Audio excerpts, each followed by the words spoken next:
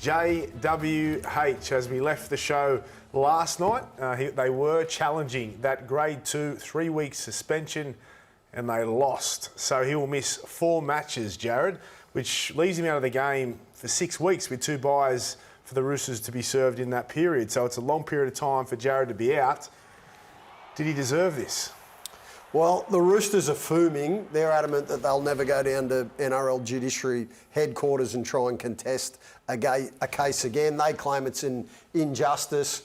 But in reality, Braith, Jared's had 10 charges over the course of the last 12 months. So when you got that sort of a rap sheet, everything from headbutting to fighting to attacking opponent's head, all those sorts of things, when that's on your rap sheet, you're always going to struggle and you're going to be a victim of the loading process. It was a grade 2, which is mid-range. Grade 1's are fine. He chose to contest it as well. And we all know where the game's gone in the last 3 to 4 years. Concussion. Yeah, I get it. I didn't think the tackle was that bad, but now Hoops just alluded to he's had 10 in the last 12 months. You probably wouldn't afford it, just in hindsight. So, I think if that's Sam Walker doing the tackle, nothing. He probably gets a grade 1 if he gets charged. But last night you weren't okay with it. No, because I didn't think the tackle was that bad. The player bounces up, so I look at Jared's aggressive, right? He's a big tough guy, right? Playing 307 games for a famous club. He's got all those emotions. He's trying to lift his team. That's what he does. He got it wrong. I don't think he got it that wrong for 4 weeks. Do you guys say though, if it was Sam Walker, he wouldn't have been charged?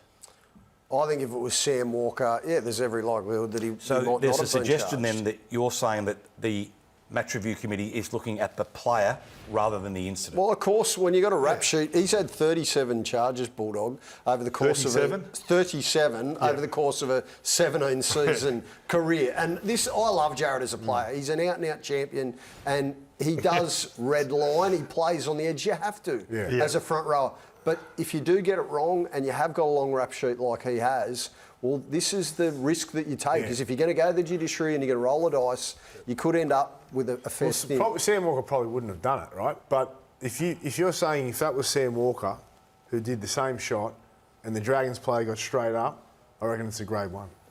So that's my opinion. So there's a second suggestion here then, Braith, that the player laying down, every time he's hit by Jared, knows there's a fair chance that there'll be a penalty a sin bin. That happens. Especially when he comes out of the line with intent. I'm not saying he didn't have intent. But that's not the game. We're not about that. No, we're not. That's not what we're about in rugby league.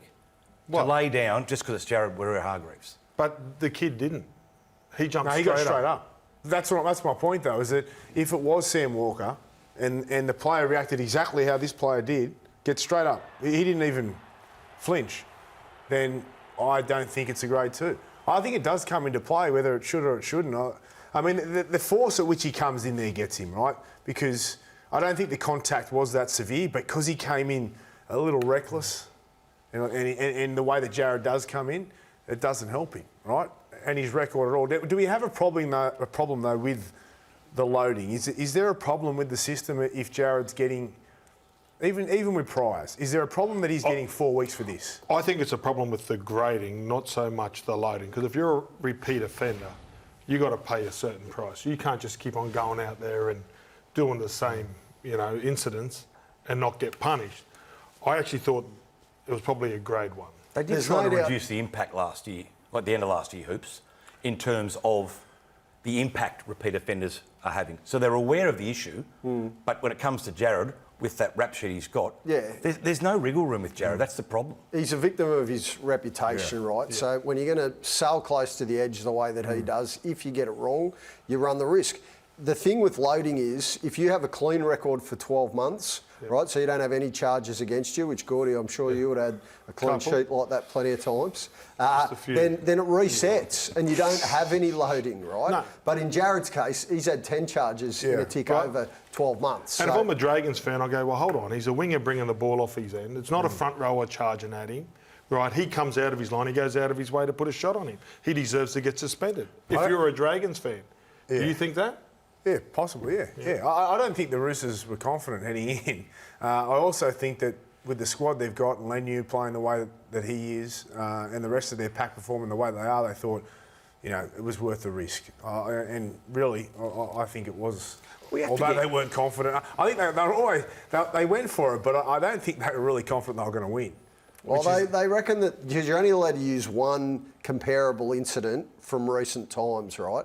They reckon they picked the wrong incident. They claim that they had another one that, on the law of averages and probability, then he probably should have got the downgrade. Okay.